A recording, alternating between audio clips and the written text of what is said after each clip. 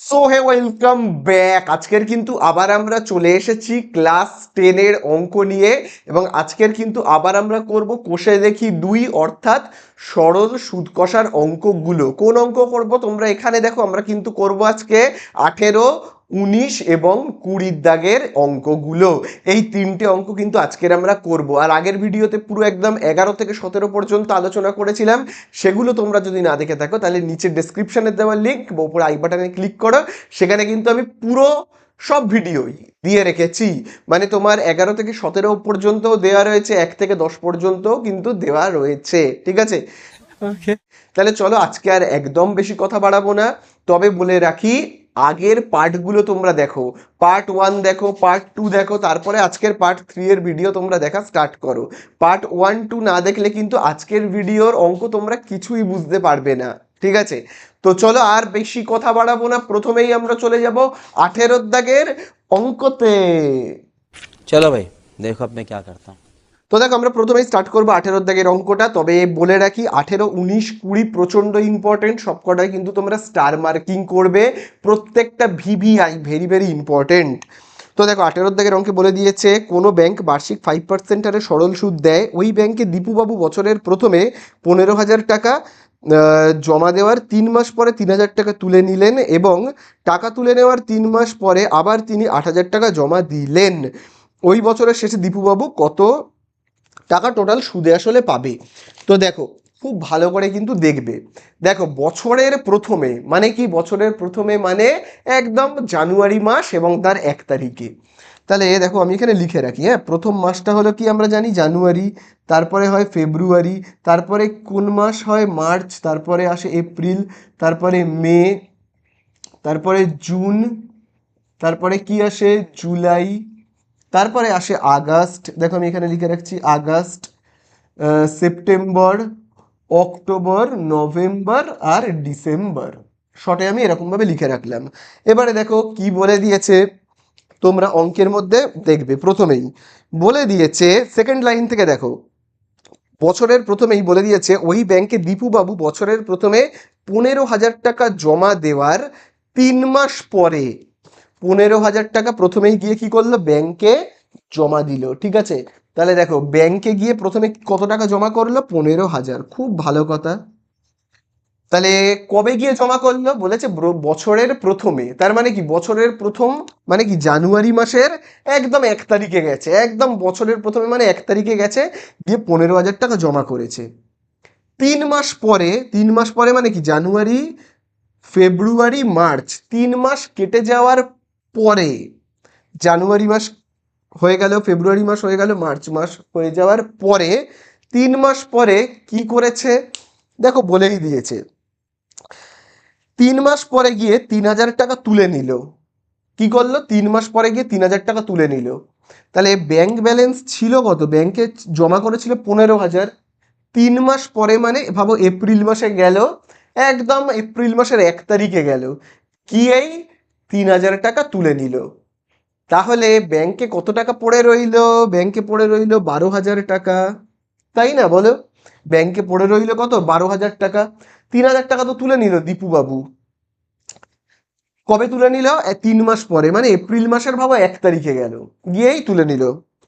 এইবারে 3,000 টাকা তুলে নেওয়ার পরে এবং 3,000 টাকা তুলে নেওয়ার 3 মাস পরে 3,000 টাকা তুলে নিল, খুব ভালো করে দেখবে, 3,000 টাকা তুলে নিল কবে গিয়ে, এপ্রিল মাসের 1 তারিখে।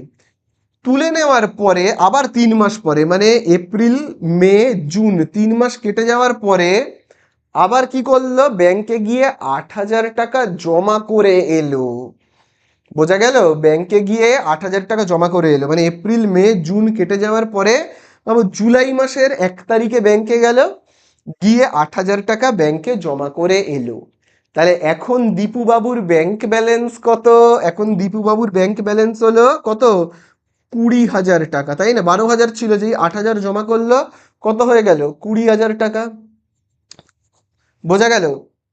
তাহলে এবারে অ্যান্সারে জানতে চেয়েছে বছরের শেষে মানে ডিসেম্বর মাস তো বছরের শেষ, বছরের শেষে ডিসেম্বর মাসের শেষে মানে ভাবো 31শে ডিসেম্বর দীপু বাবু কত টাকার মালিক হবে, মানে দীপুবাবুর অ্যাকাউন্টে কত টাকা থাকবে। দেখো দীপুবাবুর অ্যাকাউন্টে এমনিই রয়েছে 20,000, তাই তো, কিন্তু শুধু কি 20,000 থাকবে?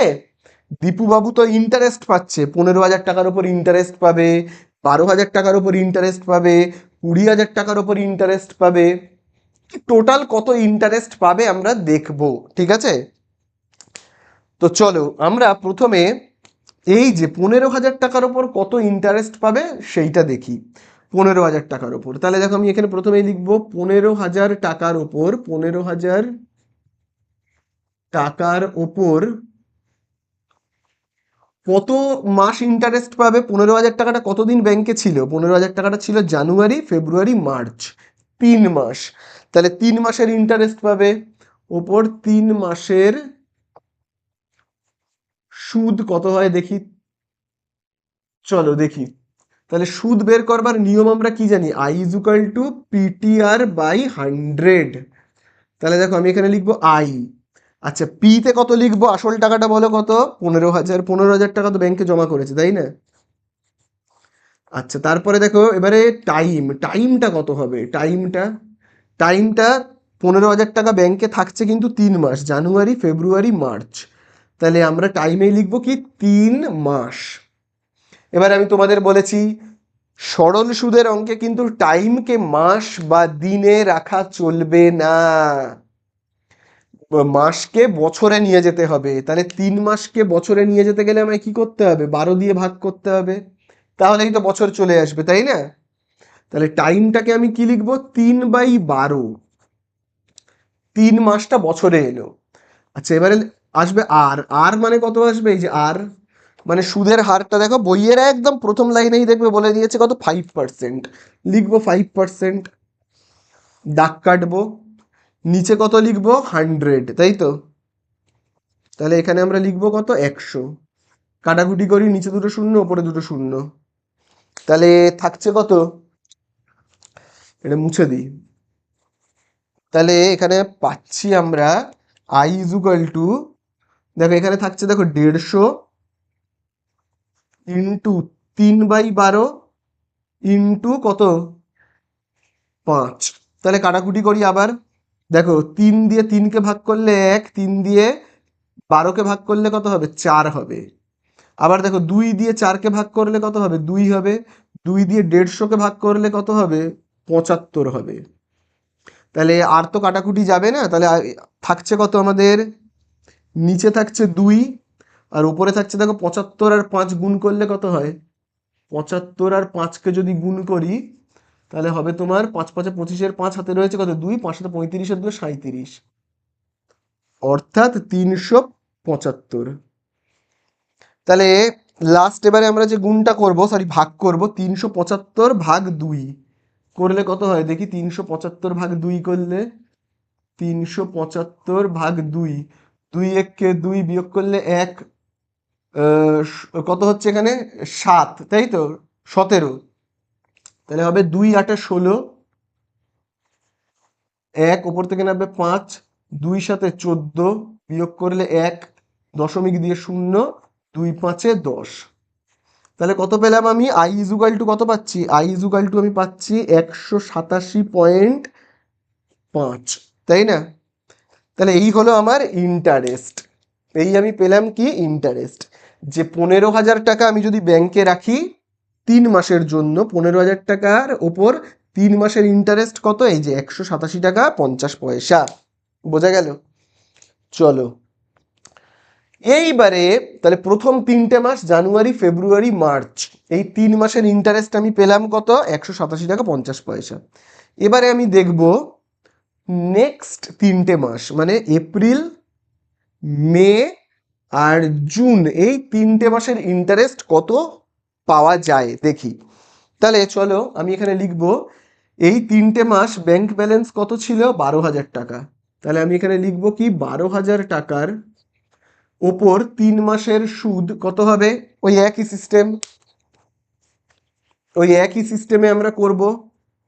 দেখো আমি একটা জিনিস লিখে রাখি, হ্যাঁ, যে প্রথম 3 মাসের সুদ মানে জানুয়ারি, ফেব্রুয়ারি, মার্চের সুদটা কত হয়েছে এখানে লিখে রাখি, 187.5 লিখে রাখি। নইলে ভুলে যাব পরে। তাহলে আবার আমরা দেখো এখানে ক্যালকুলেট করব যে 12,000 টাকার ওপর 3 মাসের সুদ কত হয়। তাহলে নিয়মটা আমরা কি জানি, I is equal to PTR by 100। I বসাবো, পি কত, পি মানে আসল টাকাটা কত 12,000, এই লিখবো 12,000। টাইম কত বলো, টাইম কত 3 মাস, তাহলে মাস লিখলাম 3। বছরে যেতে গেলে আমায় কি করতে হবে, 12 দিয়ে ভাগ, ইন্টু আর কত হবে, আর 5% অঙ্কের মধ্যে বলেই দিয়েছে, ডিভাইডেড বাই 100। এবারে 100 দিয়ে ভাগ করলেই হয়ে যাবে। বোঝা গেল, নিচে দুটো শূন্য ওপরে দুটো শূন্য কাটবো। তাহলে আই ইজুকাল টু কত হচ্ছে এখানে দেখো 120, ইন্টু কত রয়েছে এখানে 3/12, তারপরে এখানে দেখো রয়েছে ইন্টু 5। তাহলে এগুলোকে আমি মুছে দিচ্ছি, তাহলে 12 আর 12 কাটবে, এখানে থাকছে 10। তাহলে এখানে হচ্ছে কত দেখো 10 ইন্টু 3 মানে 30, আর 5-এ 150। তাহলে ইন্টারেস্ট কত পেলাম 150। বোঝা গেল, এখানে লিখে রাখি আমি 150 টাকা ইন্টারেস্ট পেয়েছি।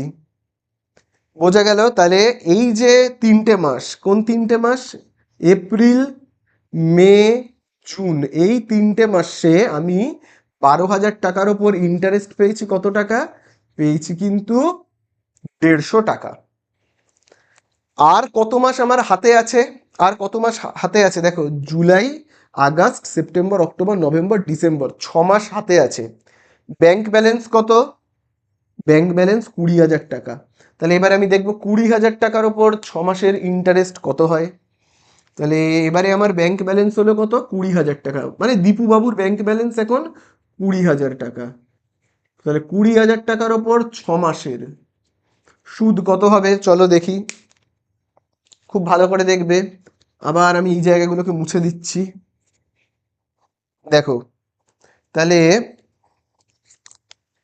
আই, তাহলে পি এর জায়গাতে কত হবে, এখন আসল টাকাটা হলো 20,000, 20,000 টাকা ব্যাংকে রয়েছে। টাইম কত, টাইম হলো 6 মাস, তাহলে এই হলো 6 মাস। বছরে যাব, তাহলে মাস থেকে বছরে যেতে গেলে 12 দিয়ে ভাগ, আর হলো 5%, ঠিক আছে। নিচে কত 100, তাহলে কত হচ্ছে দেখি, নিচে দুটো শূন্য ওপরে দুটো শূন্য কাটবো, তাহলে থাকছে কত, এখানে দেখো 6 একে 6, 6 দিয়ে 12কে ভাগ করলে 2, তাহলে থাকছে তোমার 200, ইন্টু ওপরে 1 নিচে 2, ইন্টু এখানে দেখো রয়েছে 5, কাটাকুটি করব, এখানে তো 2 রয়েছে, 2 দিয়ে 2কে ভাগ করলে 1, 200কে 2 দিয়ে ভাগ করলে কত হবে 100। তাহলে আমরা পাচ্ছি কত 100 ইন্টু 5 মানে 500, ঠিক আছে 500। তাহলে লাস্ট যে 6 মাস, এই যে জুলাই থেকে শুরু করে ডিসেম্বর পর্যন্ত, এই যে এই জুলাই থেকে শুরু করে ডিসেম্বর পর্যন্ত যে 20,000 টাকা ব্যাংকে ছিল, তার উপর ইন্টারেস্ট পেয়েছি কত 500। অ্যান্সারে জানতে চেয়েছে বছরের শেষে, মানে ডিসেম্বর মাসের শেষে, ভাবো 31 তারিখে, ভাবো দীপু বাবু বলল যে আমি ব্যাংক থেকে সব টাকা তুলে নেব। তাহলে দীপু বাবু টোটাল কত টাকা তুলে নেবে, পুরো একদম অ্যাকাউন্ট বন্ধ করে দেবে, ওই অ্যাকাউন্টে আর 1 টাকাও রাখবে না, ওই ব্যাংকে আর 1 টাকাও রাখবে না, পুরো অ্যাকাউন্ট বন্ধ করে দেবে। তাহলে বলো কত টাকা তুলে নেবে। এমনিতেই আসল টাকা রয়েছে কত 20,000, এমনিতেই আসল টাকা 20,000 তো তুলে নেবে, সাথে এই ইন্টারেস্টগুলোও তুলে নেবে, তাই না। তাহলে অ্যান্সারে জানতে চেয়েছে ওই বছরের শেষে দীপু বাবু সুদে আসলে কত টাকা পাবে। তাহলে আমরা লিখবো যে, সেটাই তো আমাদের কাছে জানতে চেয়েছে, যে ওই বছরের শেষে, ওই বছরের শেষে, ওই বছরের শেষে দীপু বাবু সুদে আসলে, সুদে আসলে কত টাকা পাবে। টোটাল তো 20,000 এমনি ওর ব্যাংকে আসল টাকা জমা আছে, তার উপর এই ইন্টারেস্ট গুলোও তো পাবে না, 187 টাকা 50 পয়সা, প্লাস এই যে 150, প্লাস পরেরটা 500, যোগ করলেই হয়ে যাবে, তাই না? তাহলে চলো আমি আগে এখানে ইন্টারেস্টগুলো একটু যোগ করে নিই। তো যোগ করলে কত হয় দেখি তো। তাহলে এখানে হচ্ছে কত, 7, 8 আর 5 13, 3 হাতে রয়েছে কত, 1, 5 আর 1 6, আর 1 7, আর 1 8, 837। এই 837-এর, সরি, এখানে যোগ করলে হবে 5, সরি সরি। তাহলে এখানে কত হচ্ছে, 837, 7, 8 আর 13, 3 হাতে রয়েছে 1, 837 টাকা 50 পয়সা, আর সাথে এই 20,000 টাকা যোগ করলে হবে কত, 20,837 টাকা 50 পয়সা। তাহলে এই টাকাটা টোটাল পাবে, ঠিক আছে, যদি ব্যাংক থেকে সব টাকা তুলে নেয়। ঠিক আছে, হয়ে গেল, অঙ্ক শেষ। তো দেখো এবারে আমরা করব 19-এর দাগেরটা, প্রচন্ড ইম্পর্টেন্ট অঙ্ক, যেখানে দেখবে বলে দিয়েছে রহমত চাচা একটা বাড়ি তৈরি করবার জন্য বার্ষিক 12% সরল সুদের হারে 2,40,000 টাকা ব্যাংক থেকে ধার নেন। ধার নেওয়ার 1 বছর পর তিনি বাড়িতে প্রতি মাসে 5,200 টাকা ভাড়া দেন। ধার নেওয়ার কত বছর পর তিনি বাড়ি ভাড়ার আয় থেকে ব্যাংকের টাকা সুদসহ শোধ করবেন, সেটা লিখি। তো দেখো ব্যাপারটাকে গল্পের মতো করে বোঝো। রহমত চাচা একটা বাড়ি তৈরি করবে। এবার বাড়ি তৈরি করবার টাকা তো রহমত চাচার কাছে নেই। তো রহমত চাচা কি করলো, একটা বাড়ি তৈরি করবার জন্য না, এরকম একটা বাড়ি তৈরি করবে, বাড়ি তৈরি করবার জন্য টাকা ধার নিল, ব্যাংক থেকে ধার করেছে। কত টাকা ধার করেছে, 2,40,000 টাকা ব্যাংক থেকে ধার করেছে। ঠিক আছে, কত বছরের জন্য ধার করেছে জানি না, কত বছরের জন্য ধার করেছে জানি না, হতে পারে 10 বছর, 15 বছর, 20 বছর, কত বছর আমি জানি না ভাই। এবারে ভাবো 20 বছরের জন্যই ধার করেছে, আমি আন্দাজে ধরে নিলাম 20 বছরের জন্য। 20 বছর পর যখন এই টাকাটা শোধ করতে হবে, তখন কি শুধু 2,40,000 টাকা শোধ করলেই হয়ে যাবে? যাবে না, সাথে কিছু ইন্টারেস্টও ব্যাংককে দিতে হবে। আসল টাকা তো শোধ করতে হবে, তাছাড়া কিন্তু মানে সুদের টাকাও তো কিছু দিতে হবে ব্যাংককে, না? ব্যাংককে কি শুধু আর আসল টাকা দিলে হয়, সুদও দিতে হয়।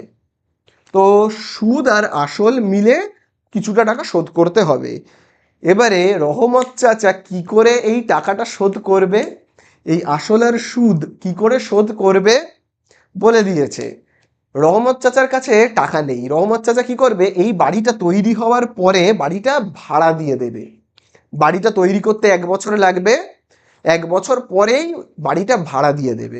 এবং ভাড়া দিলে প্রত্যেক মাসে 5,200 টাকা করে বাড়ি ভাড়া পাবে। বোঝা গেল, 5,200 টাকা প্রত্যেক মাসে বাড়ি ভাড়া পাবে। তো ওই বাড়ি ভাড়ার টাকাটা পুরো ব্যাংকে শোধ করে দেবে। প্রত্যেক মাসে 5,200 পাবে, ব্যাংকে গিয়ে দিয়ে আসবে, 5,200 পাবে, ব্যাংকে গিয়ে দিয়ে আসবে।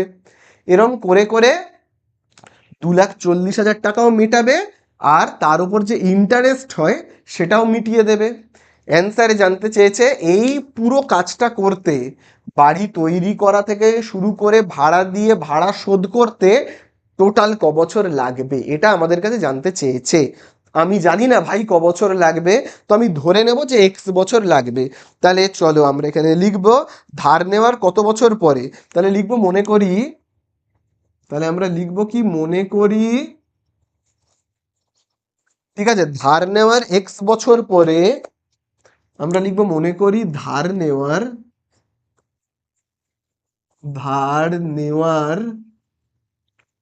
X বছর,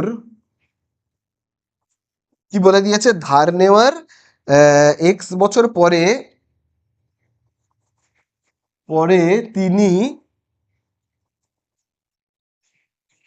একদম লাস্ট লাইনটা দেখো, আমি দেখে দেখে লিখছি, তিনি বাড়ি ভাড়ার আয় থেকে, তিনি বাড়ি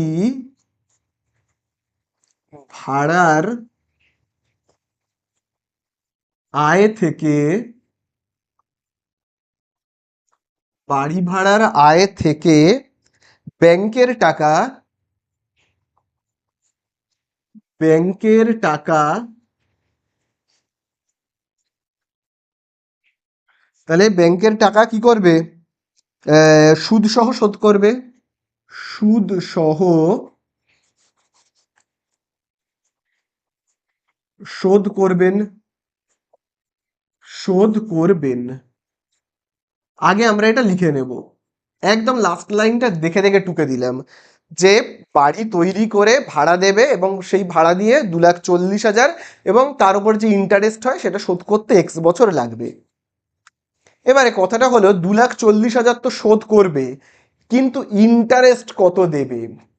ইন্টারেস্ট কত দেবে, কত টাকা পড়বে ইন্টারেস্ট, সেটা চলো আগে আমরা দেখব। তাহলে আমরা আগে লিখব যে 2,40,000 টাকার ওপর, তাহলে দেখো আমি এখানে লিখবো 2,40,000 টাকার ওপর, টাকার ওপর কত বছর টাকাটা, 2,40,000 টাকাটা কত বছর রহমত চাচা নিজের কাছে রাখছে? এক্স বছর। কারণ কতদিন পর শোধ করছে আমি তো জানি না, ধরে নিয়েছি এক্স বছর। তাহলে 2,40,000 টাকার ওপর এক্স বছরের সুদ, তাহলে এক্স বছরের সুদ কত আমি তো জানি না, তাহলে আমাদেরকে বের করতে হবে এক্স বছরের সুদ। সুদ বের করবার নিয়ম কি জানি আমরা, I is equal to PTR by 100। তাহলে I is equal to PTR by 100। ঠিক আছে, তাহলে চলো আমরা এবারে আই এর মানটা বের করি, কত টাকা 2,40,000-এর ওপর কত টাকা সুদ দিতে হবে দেখি। তাহলে পি এর জায়গায় কত লিখবো? আসল টাকাটা কত? আসল টাকাটা হলো 2,40,000। তারপরে আমরা দেখো এখানে টাইম কত লিখবো, এই যে টাইম, টাইমটা হলো দেখো বলেই দিয়েছে এক্স বছর। তাহলে দেখো আমি গুণ চিহ্ন দিয়ে লিখবো এক্স ইনটু আর কত, মানে সুদের হারটা কত, সেটা দেখো বইয়ের মধ্যে স্পষ্টভাবেই বলে দেওয়া আছে 12%। প্রথম লাইনেই দেখবে বলে দেওয়া রয়েছে 12%। লিখলাম, নিচে 100 লিখবো, কাটাকুটি করি, হ্যাঁ, নিচে দুটো শূন্য ওপরে দুটো শূন্য কাটবো। তাহলে এখানে আই ইজুকাল টু থাকছে কত? দেখো এখানে আই ইজুকাল টু থাকছে তোমার, দেখো তোমার থাকছে 2,400, দেখতে পেয়েছো 2,400 ইন্টু এক্স ইন্টু 12। তাহলে আমরা একটা কাজ করি, হ্যাঁ, 2,400 ইন্টু 12 আগে করে নিই, তাহলে দেখি কত হয়। ঠিক আছে, 2,400 ইন্টু 12 মানে 24 আর 12 আমি গুণ করি, 2 4 8, 2 2 4, 1 4 4, 1 2 2, তাহলে হচ্ছে কত 288। তাহলে আমরা দেখো এই যে 2,400 আর 12 গুণ করে কত পেলাম, পেলাম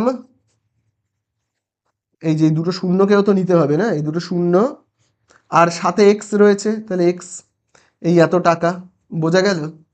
তাহলে ইন্টারেস্ট কত? ইন্টারেস্ট হলো কিন্তু 28,800 এক্স, বোঝা গেল। তাহলে 2,40,000 টাকা যখন শোধ করতে হবে তখন সাথে রহমত চাচাকে আরো কত ইন্টারেস্ট দিতে হবে, আরো এই টাকাটা ইন্টারেস্ট দিতে হবে তোমার 28,800 এক্স, এই টাকাটা ইন্টারেস্ট দিতে হবে রহমত চাচাকে। ঠিক আছে, তাহলে টোটাল কত শোধ করতে হবে রহমত চাচাকে? রহমত চাচাকে শোধ করতে হবে 2,40,000 যেটা ধার নিয়েছিল, সাথে এই টাকাটা ইন্টারেস্ট হিসেবে শোধ করতে হবে। এবারে এই টাকাটা শোধ কি করে করবে, মানে এই যে বাড়ি ভাড়াটা শোধ কিভাবে, এই সরি এই যে আসল, এই যে এই আসল, আমি এরকম ভাবে শর্টে লিখছি, আসল আর সুদ। ঠিক আছে, এই যে এই সুদ আর এই আসল কি করে শোধ করবে, ইজুকাল টু বাড়ি ভাড়া, বাড়ি ভাড়া দিয়ে শোধ করে দেবে, বাড়ি ভাড়া পাবে তো না, সেই বাড়ি ভাড়া দিয়ে শোধ করবে। বোঝা গেল? বোঝা গেল, তার মানে বাড়ি ভাড়া যা হবে আসল আর সুদ তাই হবে, আসল আর সুদ যত হবে সেই টাকাটাই পুরো বাড়ি ভাড়ায় চলে যাবে। ঠিক আছে, বাড়ি ভাড়া যে টাকাটা সেটা আসল আর সুদ মেটাতে চলে যাবে, যে টাকাটা বাড়ি ভাড়া পাবে সেটা আসল আর সুদ মেটাতে চলে যাবে। তাহলে আসল সুদ আর বাড়ি ভাড়া কি দুটোই সমান, তাই না? চলো এবারে বাড়ি ভাড়া কত পাবে সেটা দেখি। কত টাকা মেটাতে হবে বুঝে গেলাম, 2,40,000 আর সুদটা হলো 28,800 এক্স। এবার বাড়ি ভাড়া কত পাবে?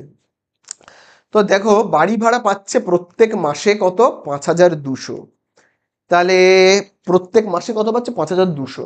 তাহলে আমি এই জায়গাটা মুছে দিই, হ্যাঁ। তাহলে এক মাসের বাড়ি ভাড়া কত আমি দেখি, এক মাসের বাড়ি ভাড়া, এক মাসের বাড়ি ভাড়া কত, 5,200 টাকা। তাহলে 12 মাসের বাড়ি ভাড়া কত, এক বছরের বাড়ি ভাড়া আমরা দেখি, এক বছর মানে কি 12 মাস, 12 মাসের বাড়ি ভাড়া কত সেটা দেখি। তাহলে 5,200-র সাথে আমি কি করব, 12 গুণ করব তাহলেই পেয়ে যাব যে 1 বছরের বাড়ি ভাড়া কত। তাহলে চলো গুণ করি, হ্যাঁ। 52 আর 12কে আগে গুণ করি, এই যে 52 আর 12, তাহলে হচ্ছে 2 দুগুণে 4, 2 পাঁচে 10, 1 দুয়ে 2, 1 পাঁচে 5, 4 2 আর এখানে হচ্ছে কত 6, মানে হচ্ছে কত 6 2 4, আর এখানে দুটো শূন্য, এই এত টাকা। তাহলে হচ্ছে কত 62,400 টাকা হলো 1 বছরের ভাড়া। তাহলে এইবারে এই যে 1 বছরের ভাড়া 62,400, এই 1 বছরের ভাড়াটা রহমত চাচা কি করবে? বাড়ি ভাড়া 1 বছরে ভাড়া পাচ্ছে, রহমত চাচা 1 বছরে ভাড়া পাচ্ছে 62,400, এই 62,400 টাকা নেবে আর ব্যাংকে গিয়ে জমা করে দেবে। 62,400 টাকা নেবে আর ব্যাংকে গিয়ে জমা করে দেবে। প্রত্যেক বছর 62,400 টাকা ভাড়া পাবে আর ব্যাংকে টাকা শোধ করবে। এবারে কত বছর ধরে এই টাকাটা শোধ করবে, সেটাই হলো এবারে কথা, কত বছর ধরে শোধ করবে টাকাটা। তো খুব ভালো করে দেখো, এই জায়গাটা খুব ভালো করে বুঝবে। তোমরা দাগও দেবে বইয়ে, দেখো বইয়ে দাগ দেবে তোমরা, যেখানে দেখো বলেই দিয়েছে যে ধার নেওয়ার 1 বছর পর তিনি বাড়িটি প্রতি মাসে 5,200 টাকা টাকায় ভাড়া দেন। দেখো বলে দিয়েছে ধার নেওয়ার 1 বছর পরে, তার মানে কি? প্রথমে তো রহমত চাচা 2,40,000 টাকা ধার নিয়েছিল, নিয়ে কি করলো? বাড়ি বানালো। বাড়িটা তো বানাতে একটা টাইম লাগবে নাকি? নাকি যেদিন ধার নিল পরের দিনই বাড়ি তৈরি হয়ে গেল? এটা তো সম্ভব নয়। বাড়িটা তৈরি করতে 1 বছর সময় লেগেছে। কত বছর লেগেছে? 1 বছর। তারপর বাড়ি কমপ্লিট হয়েছে, 1 বছর পর বাড়ি কমপ্লিট হয়েছে, তারপর ভাড়া দিয়েছে। ঠিক আছে? তাহলে বাড়ি ভাড়া পাচ্ছে কত বছর ধরে? খুব ভালো করে দেখবে কত বছর ধরে বাড়ি ভাড়া পাচ্ছে। যদি রহমত চাচা ভাবো টাকাটা ধার নিয়ে থাকে 20 বছরের জন্য, তাহলে বাড়ি ভাড়া কিন্তু 20 বছর পাচ্ছে না। কারণ প্রথম 1 বছর ভাড়া পায়নি, প্রথম 1 বছর শুধু বাড়িটা তৈরি করতেই সময় চলে গেছে। তার মানে বাড়ি ভাড়া পেয়েছে, প্রথম বছরটা পায়নি, প্রথম বছরটা বাদ মানে 19 বছর পেয়েছে। বোঝা গেল? যদি রহমত চাচা 30 বছরের জন্য এই টাকাটা ধার নেয়, ভাবো রহমত চাচা বলেছে আমি এই 2,40,000 টাকা ধার নিয়েছে, ভাবো 25 বছরের জন্য, তাহলে কি? তাহলে প্রথম বছরটা বাড়ি ভাড়া পায়নি, 24 বছর বাড়ি ভাড়া পেয়েছে, এরম ব্যাপার। কিন্তু রহমত চাচা যে কত বছরের জন্য বাড়ি ভাড়া নিয়েছে আমি নিজেও জানি না, 25 বছর না 24 বছর আমি নিজেও জানি না। তো ধরে নেওয়া হয়েছে X বছর, তাহলে বাড়ি ভাড়া পাচ্ছে X-1 বছর। বোঝা গেল? তাহলে আমাদের আগে লিখতে হবে, কি লিখতে হবে? তিনি বাড়ি ভাড়া পান X-1 বছর। তাহলে আমরা লিখবো তিনি বাড়ি ভাড়া পান, বাড়ি ভাড়া পান ক বছর? X-1 বছর। ঠিক আছে? তাহলে এই এত বছরে টোটাল কত টাকা বাড়ি ভাড়া পাবে? 1 বছরের ভাড়া যদি হয় 62,400, তাহলে বলো X-1 বছরের বাড়ি ভাড়া কত হবে? X-1 বছরের বাড়ি ভাড়া কত হবে? বাড়ি ভাড়া কত হবে? এই যে 62,400, তার সাথে আমি গুণ করব কত? এই যে X-1 কে, তাহলেই হয়ে যাবে। বোঝা গেল? গুণ করলেই আমাদের বেরিয়ে যাবে যে কত টাকা বাড়ি ভাড়া পাচ্ছে। এবং এই যত টাকা বাড়ি ভাড়া পাচ্ছে সেটাই কি সুদের টাকা এবং আসল মেটাতেই চলে যাবে। বোঝা গেল? তাহলে দেখো এবারে এই বাড়ি ভাড়াটা দিয়ে কি করবে? যে টাকাটা ধার নিয়েছিল আসল, আর যে টাকাটা সুদ দিতে হবে মিটিয়ে দেবে। তাহলে দেখো আমি এখানে দেখো লিখবো প্রশ্নানুসারে, দেখবে দেখো আমি এখানে লিখে রাখছি প্রশ্নানুসারে। তাহলে এই টাকাটা দিয়ে কি করবে? এই যে বাড়ি ভাড়ার টাকাটা দিয়ে কি করবে? 62,400 ইন্টু এই যে X-1, এই টাকাটা দিয়ে কি করবে? আসল টাকাটা মেটাবে। আসল টাকাটা কত? 2,40,000। এবং এই 2,40,000-এর ওপর সুদ কত? দেখবে আমি সুদটা বের করিয়ে দিয়েছিলাম, দেখবে এখানে সেটা হলো 28,800 X, তাই না? 28,800 X। বোঝা গেল? তাহলে চলো এবারে আমরা অঙ্কটা করব। তাহলে দেখো এই যে 62,400, সেটা দিয়ে একবার এক্স কে গুণ করব, একবার এই যে 1 কে গুণ করব, করলে কত হবে? 62,400 দিয়ে এক্স কে গুণ করলে হবে 62,400 মাইনাস 62,400 দিয়ে এবার 1কে গুণ করবো, করলে কত হবে 62,400। আর এখানে দেখো কত রয়েছে 2,40,000, আর এখানে রয়েছে কত 28,800 এবারে এক্স যুক্ত পদগুলোকে এইগুলোকে এই সাইডে আনবো। তাহলে দেখো এখানে কত হচ্ছে 62,400 যেমন আছে আছে, প্লাসটা এই দিকে আসলে মাইনাস 28,800। ঠিক আছে, 2,40,000 এদিকে যেমন আছে থাক। এই দেখো মাইনাস 62,400 এই সাইডে গেলে হবে প্লাস 62,400। ঠিক আছে, তাহলে এই তো আমাদের হয়ে গেল। এবারে আমরা জাস্ট সমাধান করব, তাহলেই হয়ে যাবে। তাহলে দেখো সমাধান করি। তাহলে এবারে চলো আমরা বিয়োগটা করি। বিয়োগ করলে কত হবে দেখো, এই যে এইটা থেকে এইটাকে বিয়োগ করলে কত হবে 6, 2, 4, আর এপারে তোমার রয়েছে কত 2, 8, 8। দেখি বিয়োগ করলে কত হয়, 1 ধরবো, তাহলে এখানে হবে কত 6, আবার এই একটা 8-এর সঙ্গে যোগ হবে 9, তাহলে 12 করলে কত হবে 9, 3, আবার এখানে আসবে, তাহলে এখানে হবে কত 336। তাহলে বিয়োগ করলে আমার কত হচ্ছে, বা বলে দেখো আমি লিখবো, বিয়োগ করলে হবে 336।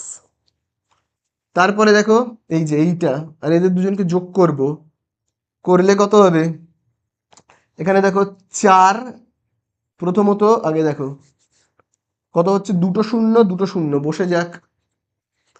তারপরে এটাকে দেখো এই যে তোমার 4 আর 0 যোগ করলে 4, 2 আর 0 যোগ করলে 2, 6 আর 24 যোগ করলে কত 30। ঠিক আছে, তাহলে আর এখানে দেখো দুটো শূন্য তো লেখা হয়নি, এই যে দুটো শূন্য, এই যে এইটা আর এইটা তো লেখা হয়নি, তাহলে আমাদের লিখতে হবে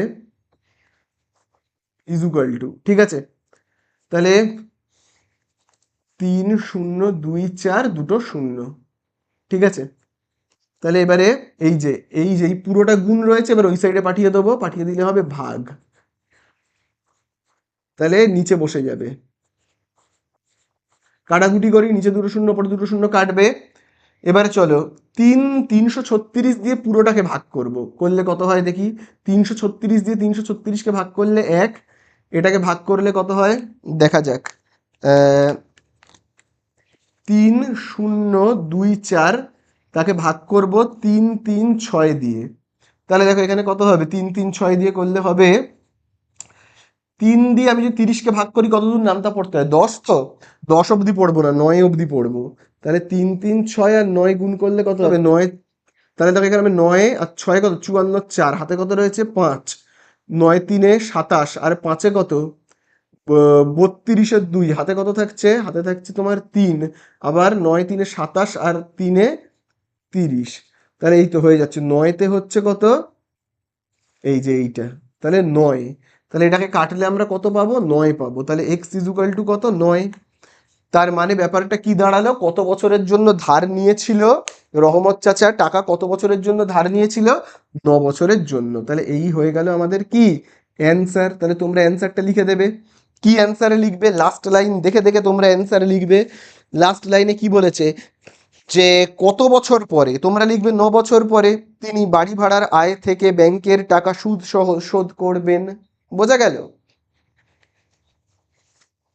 তো দেখো এবারে আমরা লাস্ট করব 20 দাগের অঙ্কটা, যেখানে দেখবে বলে দিয়েছে রথিন বাবু তার 2 মেয়ের প্রত্যেকের জন্য ব্যাংকে এমনভাবে টাকা জমা রাখেন যাতে প্রত্যেক মেয়ের বয়স যখন 18 বছর হবে তখন প্রত্যেক মেয়ে 1,20,000 টাকা করে পাবে। ব্যাংকের বার্ষিক সরল সুদের হার 10% এবং মেয়েদের বর্তমান বয়স যথাক্রমে 13 বছর ও 8 বছর। তিনি প্রত্যেক মেয়ের জন্য কত টাকা জমা রেখেছিলেন। তো দেখো রথিন বাবুর দুটো মেয়ে রয়েছে, একটা বড় মেয়ে, ঠিক আছে, এটা হলো বড় মেয়ে, আরেকটা হলো ছোট মেয়ে। ঠিক আছে, ছোট মেয়ে, ছোট মেয়ের বয়স কত 8 বছর, বড় মেয়ের বয়স কত কত 13 বছর, আর ছোট মেয়ের বয়স হলো 8 বছর। দুজনেরই বিয়ে দেবে ঠিক করেছে 18 বছর বয়সে। ঠিক আছে, এবং দুজনেরই বিয়ের জন্য কত টাকার প্রয়োজন বলো তো, বড় মেয়ের বিয়ের জন্য প্রয়োজন 1,20,000 টাকা, ছোট মেয়ের বিয়ের জন্য প্রয়োজন 1,20,000 টাকা। এবারে রথিনবাবু কি করছে, টাকা জমাতে শুরু করেছে। বড় মেয়ের ব্যাংক অ্যাকাউন্টে কিছু টাকা রেখেছে, কত টাকা রেখেছে জানি না। ছোট মেয়ের অ্যাকাউন্টেও কিছু টাকা রেখেছে, কত টাকা রেখেছে জানি না। যে টাকাটাই রাখুক না কেন ছোট মেয়ের বড় মেয়ের অ্যাকাউন্টে যে টাকাই রাখুক না কেন, সেটা গিয়ে সুদে আসলে দাঁড়াবে কত, 1,20,000। একইভাবে ছোট মেয়ের অ্যাকাউন্টে কত টাকা রেখেছে আমি জানি না, যে টাকাই রাখুক না কেন সেটা গিয়ে সুদে আসলে দাঁড়াবে কত, 1,20,000। বোঝা গেল? প্রশ্নটা হলো যে বড় মেয়ের অ্যাকাউন্টে কত টাকা জমা রেখেছে আর ছোট মেয়ের অ্যাকাউন্টে কত টাকা জমা রেখেছে। এবারে তোমরা আমাকে বলো যে বড় মেয়ের অ্যাকাউন্টে টাকাটা কত বছর থাকবে বলো। বড় মেয়ের বয়স এখন 13, 18 বছরে বিয়ে দেবে, তাহলে বড় মেয়ের অ্যাকাউন্টে যে টাকাটা জমা রাখবে, কত টাকা রেখেছে আমি তো জানি না, আমি এরকম ভাবে লিখে রাখছি বাবা এই টাকাটা জমা রেখেছে। এই টাকাটা ব্যাংকে কত বছর জমা থাকবে, 13 বছর বয়স 18 বছরে তুলে নেবে, তার মানে ব্যাংকে জমা রাখবে 5 বছর, তাই না? একইভাবে বলো ছোট মেয়ের অ্যাকাউন্টে কত বছর রাখবে। ছোট মেয়ের বয়স এখন 8 বছর, 18 বছরে গিয়ে বিয়ে দেবে, তাহলে ছোট মেয়ের অ্যাকাউন্টে 10 বছর টাকাটা জমা রাখবে। বোঝা গেল? তাহলে প্রশ্নটা হলো বড় মেয়ের অ্যাকাউন্টে কত টাকা জমা রেখেছে আর ছোট মেয়ের অ্যাকাউন্টে কত টাকা জমা রেখেছে। তো আমি যেহেতু জানি না, তাহলে আমি এরকম ভাবে লিখবো, মনে করি রথিন বাবু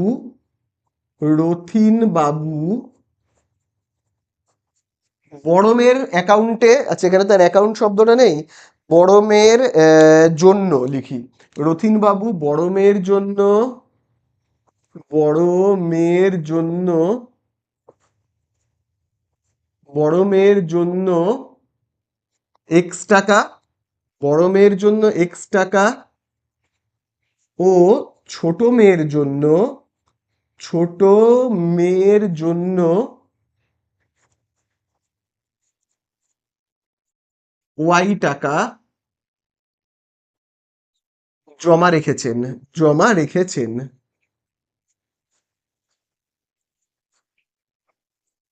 জমা রেখেছেন।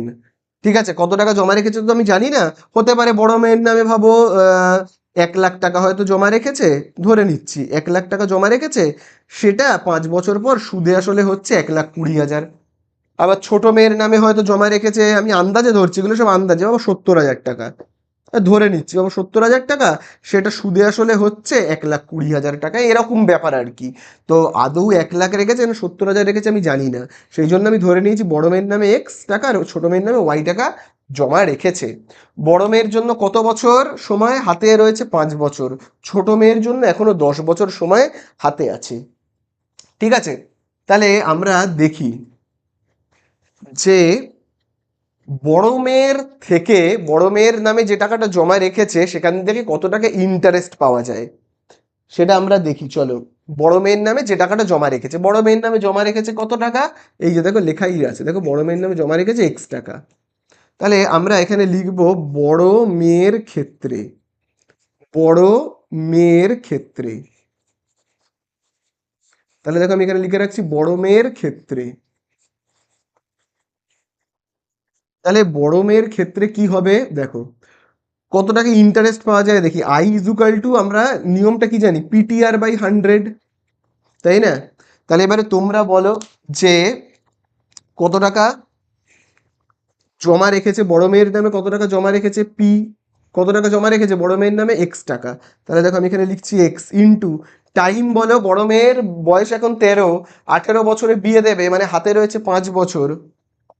ঠিক আছে, আর আর কত সুদের হার সেটা তো বলেই দিয়েছে, 10%। ঠিক আছে, তাহলে আমি এখানে লিখবো কত, 10%, নিচে লিখবো 100, কাটাকুটি করে নিচে একটা শূন্য উপরে একটা শূন্য, 5 দিয়ে 5কে ভাগ করলে 1, 10কে ভাগ করলে কত হবে 2।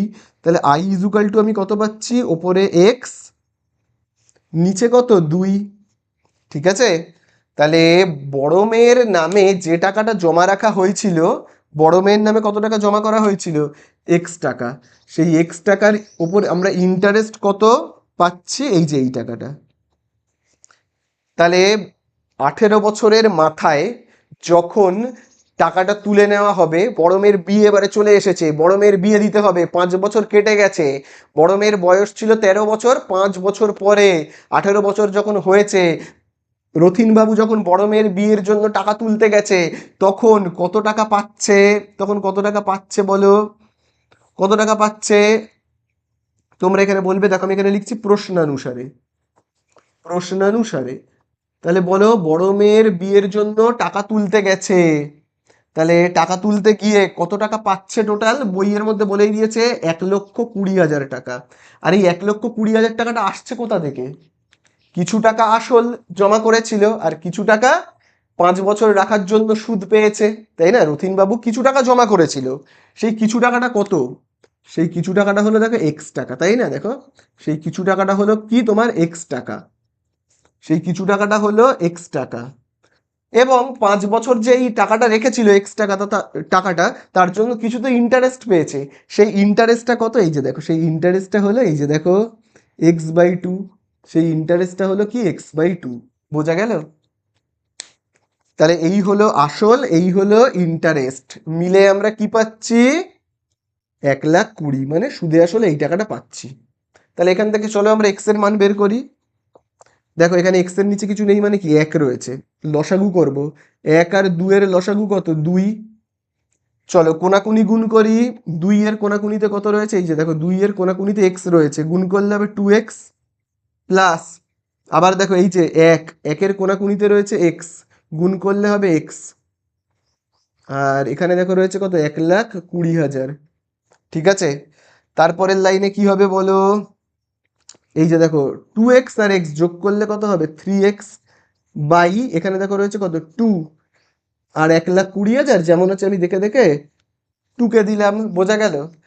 চলো এইবারে আমরা কি করব, ওপরের এই অংশটা মুছে দিচ্ছি। হ্যাঁ, ওপরের এই অংশটা মুছে দিচ্ছি।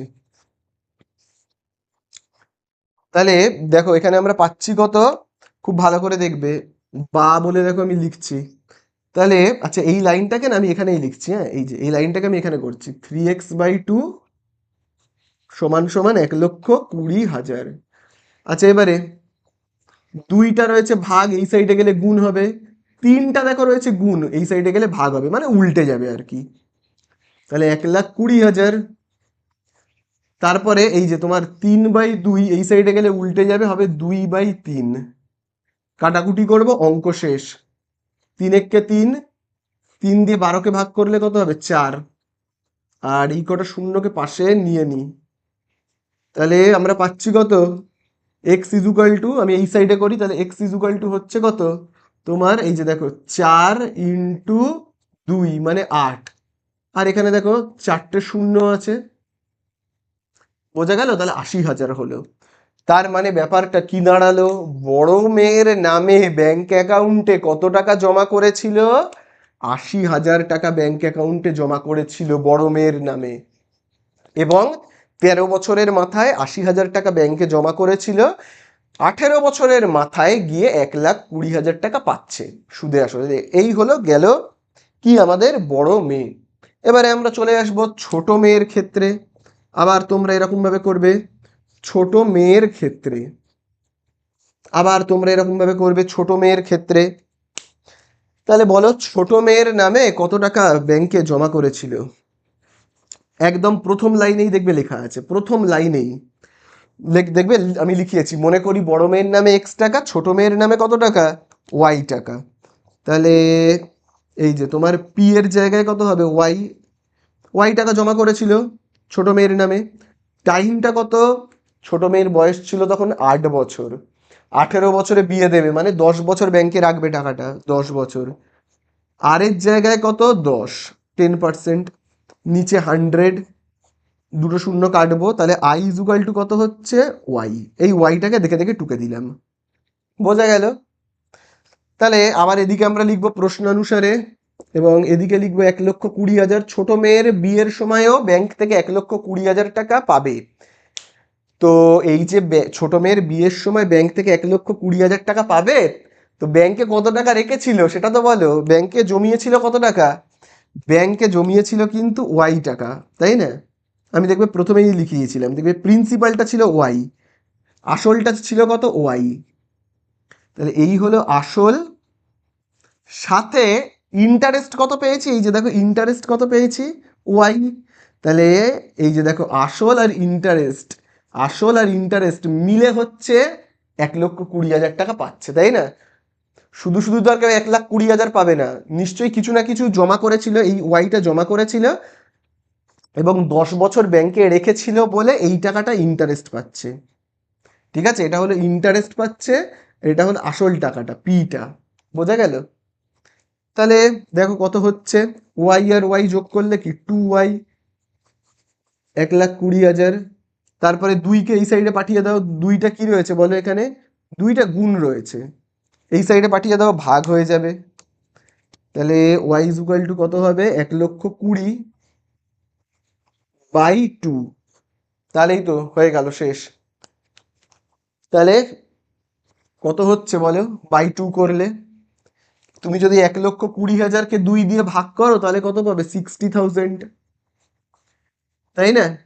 তাহলে ছোট মেয়ের নামে কত টাকা ব্যাংকে জমা করেছিল, 60,000 টাকা। 10 বছর পরে ওই 60,000 হয়ে গেছে কত, 1,20,000 টাকা। তো এই তো হয়ে গেল আমাদের অঙ্ক শেষ। তাহলে অ্যান্সারে কি জানতে চেয়েছে, তিনি প্রত্যেক মেয়ের জন্য কত টাকা জমা রেখেছিলেন, তাহলে লিখবে তিনি বড় মেয়ের জন্য, তিনি বড় মেয়ের জন্য, তিনি বড় মেয়ের জন্য কত টাকা জমা করেছিলেন, 80,000 টাকা। ও ছোট মেয়ের জন্য,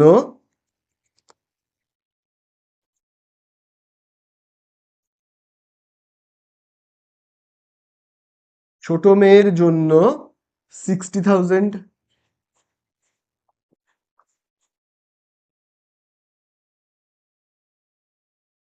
জমা করেছিলেন।